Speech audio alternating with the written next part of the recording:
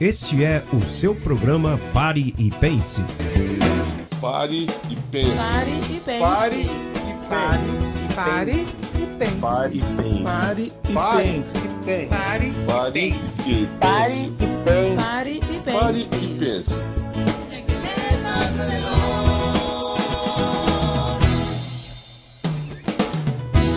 Está entrando no ar o programa Pare e Pense. Pare e pense. Pare e pense. Pare e pense. Pare e pense. Pare e pense. Pare e pense. Pare e pense. Abençoados, completos e perfeitos, eu declaro que você esteja aí a desfrutar do melhor dia da tua vida e que essa palavra, ao chegar aos teus ouvidos, encontre aí terreno fértil para que ela possa frutificar e produzir aí bons frutos em tua vida.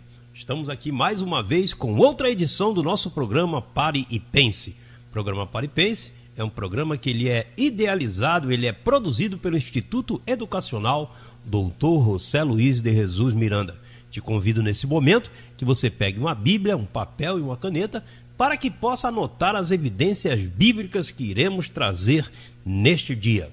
Vamos direto aqui ao nosso tema e vamos entrar aí com algumas perguntas que é bem importante para os dias atuais. Posso perder eu a minha salvação? Foi-me dado o direito de escolher a Deus? Tenho que aceitar a Jesus para ter meu nome escrito no livro da vida?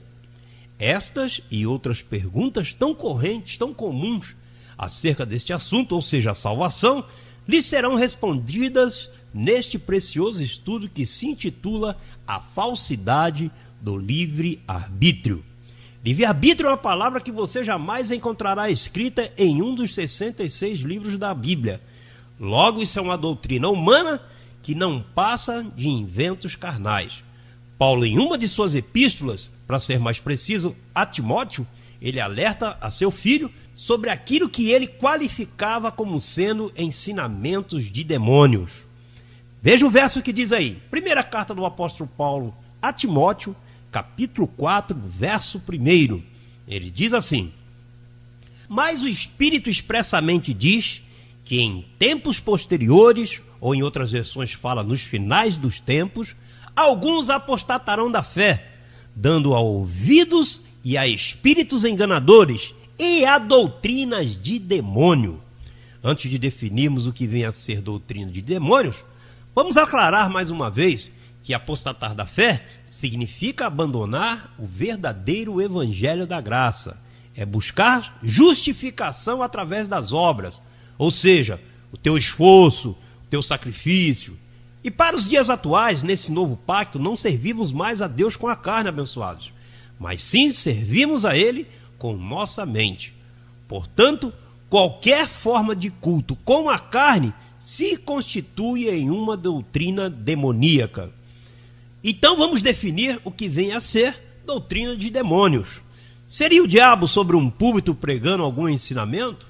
Claro que não, pois o fundamento diz claramente que esse já foi destruído. É só você buscar lá na carta de Hebreus, capítulo 2, verso 14, a qual você encontrará lá, que eu costumo dizer, o atestado de óbito do diabo. Esse já foi destruído. Porém, um homem, tendo o título que tiver, dizer a uma igreja, dizer a uma comunidade, dizer que você tem liberdade para se perder ou se salvar, esse homem se constitui um ser demoníaco, pois ele está trazendo uma doutrina falsa, tentando anular a soberania de Deus. Doutrina de demônio é um ensino que nasce da mente do ser humano, isto é, colocar a Deus em uma condição limitada, onde a criatura, nós, podemos dizer ao Criador: Deus, eu me salvo ou me perco segundo a minha vontade. No decorrer dessa dissertação que iremos fazer aqui hoje, vamos provar com evidências bíblicas que isso não pode ser verdade. Pelo contrário, Deus tem o domínio sobre todas as coisas. Deus tem o domínio sobre as nossas vidas. Para podermos falar acerca deste assunto, que é a falsidade do livre-arbítrio, nós vamos entrar num campo chamado predestinação. E muitas correntes chamadas cristãs, muitos chamados evangélicos, dizem que a predestinação é uma doutrina do diabo isso não é coisa de Deus. Então nós vamos provar para você que a predestinação é uma eleição, e isso foi feita por Deus.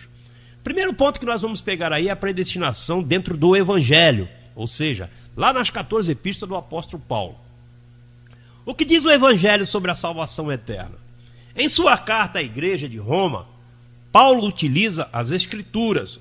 Ele pega lá o Salmo 143, verso 2, para dizer que ninguém, nenhum ser sobre a face dessa terra, tem a qualidade ou a capacidade para buscar a Deus. Já começa por aí, né?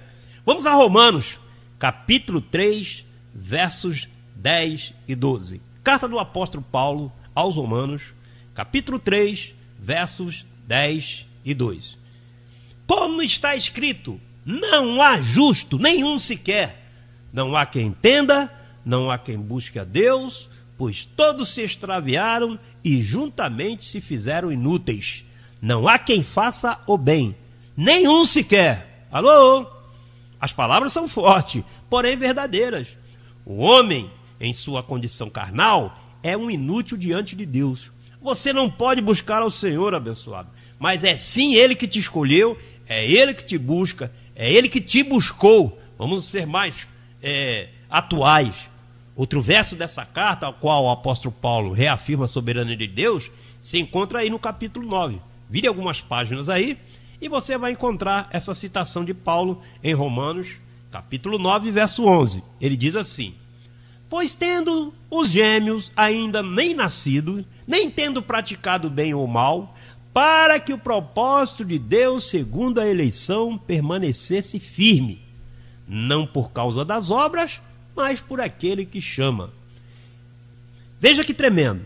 Não nasceram, não fizeram bem ou mal, não tiveram oportunidade de fazer nenhuma obra da lei, ou seja, vigília, jejum, sacrifícios, batismos, para conseguir o privilégio da salvação. E Papai Deus já determinou: a este eu quero. E ele está se referindo a Jacó. E ao outro, que era Esaú, desse estou aborrecido. Então, abençoado, pode vir pintado de ouro. Se ele não o escolheu para filho, nem adianta levantar a mão, aceitar Jesus, batizar. Isso aí é indiscutível. Deus é que determina, ele escolhe a quem ele quer. Antes de qualquer coisa existir nesse universo, Deus nos predestinou para sermos dele e ponto final.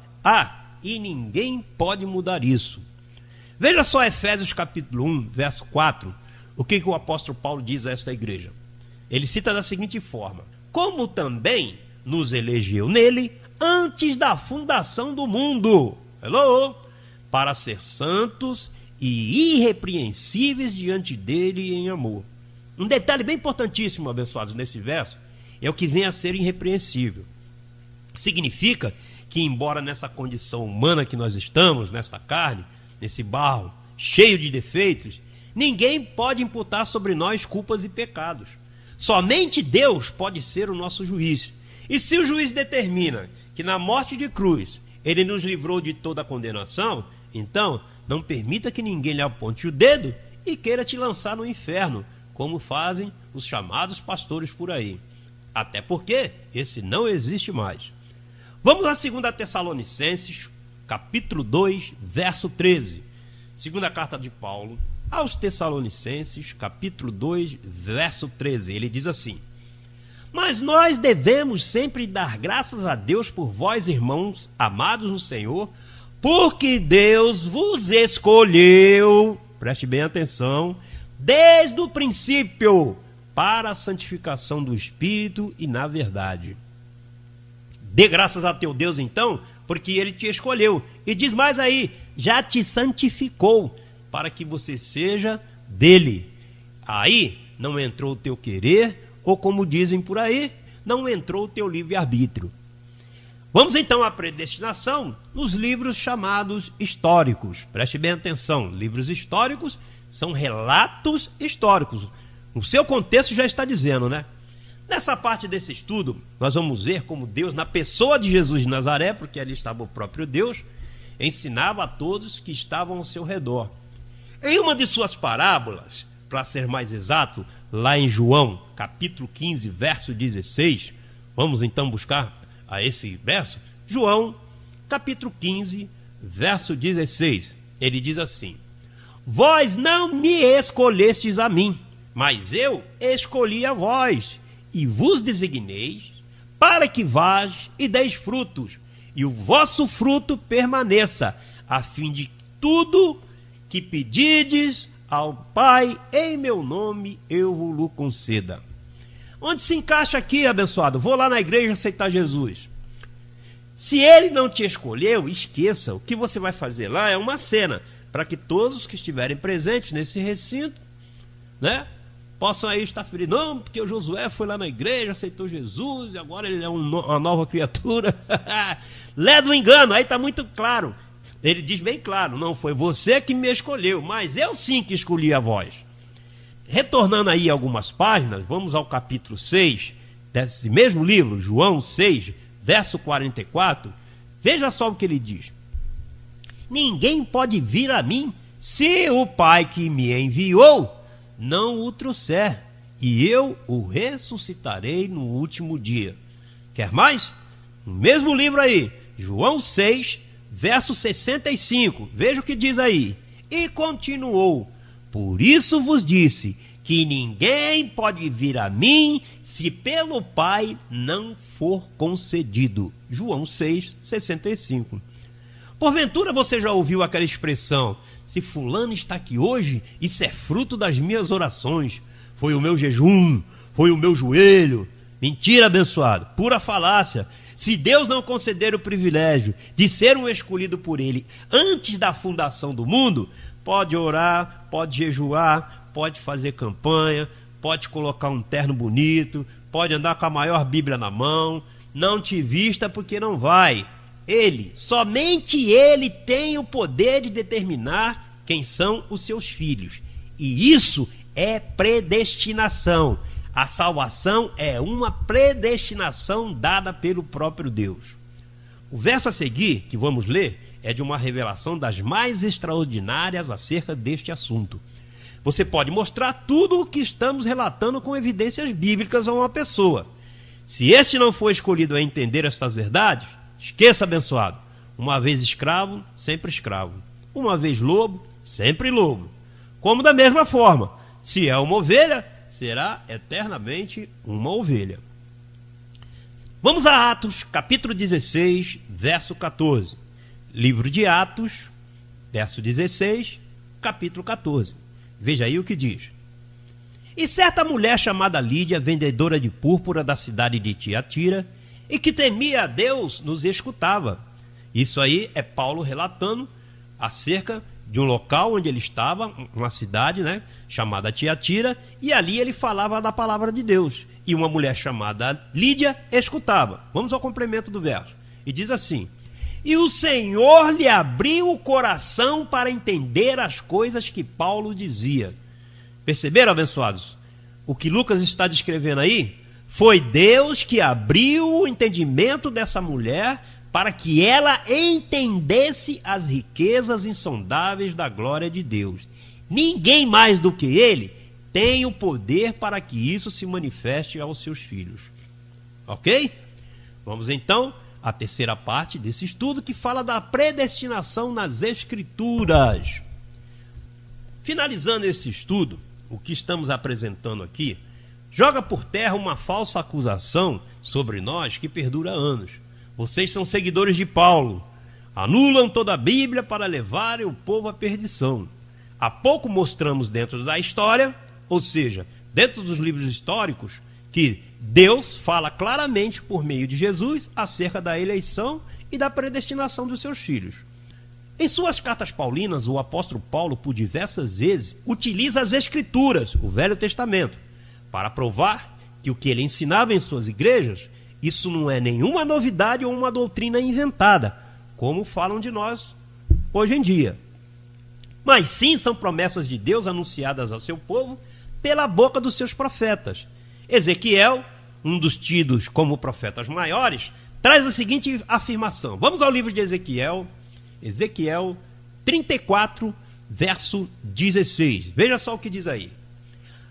A perdida buscarei, e a desgarrada tornarei a trazer. A quebrada ligarei, a enferma fortalecerei, e a gorda e a forte vigiarei. Apacentá-la-eis com justiça. Ezequiel 34, verso 16. O que quer dizer isso? Um filho pode se encontrar na situação mais degradante que se possa saber. Ele, sendo um escolhido e predestinado à salvação, o próprio Deus o busca e o traz de volta. Cura suas feridas, une seus ossos quebrados e o restaura. Deus jamais abandona os seus. É Deus que busca, abençoado. Não é a irmã do coque, não é o vaso poderoso, não é o irmão da oração. Não. É o próprio Deus que busca. Esse é meu. Pode estar onde for. Na favela, no morro, na prostituição, nos vícios. Não importa. Se Deus falar, eu tenho um plano com você, acabou o assunto, ele te traz, restaura e te coloca de pé. Isaías, outro profeta maior, cita a escolha do povo gentil para serem seus filhos. Isso se aplica para nós, nos tempos presentes. Vamos a Isaías, capítulo 65, verso 1. Isaías 65, verso 1 diz assim: tornei-me acessível aos que não perguntavam por mim. E somos nós, os gentios. Fui achado daqueles que não buscavam. Nós nunca buscamos. A uma nação que não se chamava do seu nome. Eu disse, eis-me aqui, eis-me aqui. Recorde-se que no início do estudo, abençoados, lá em Romanos 3,11, descrevemos que ninguém buscava a Deus. Eu e você estávamos nessa condição. Éramos povo errante. Sua descendência, ou seja, os judeus, rechaçaram ele. Veja que lá em João, capítulo 1, verso 1 e 11, diz assim: veio para os seus e os seus não o receberam, o negaram. Ele então estabelece um plano perfeito na cruz e elege uma nação que não chamava pelo seu nome. Outro profeta que também estabelece a eleição de Deus como sendo irrevogável é Jeremias. Vamos a Jeremias, capítulo 10, verso 23. Jeremias 10, 23. Veja aí o que o profeta cita. Eu sei, ó Senhor, que não é o homem do seu caminho, nem é o homem que caminha o dirigir os seus passos.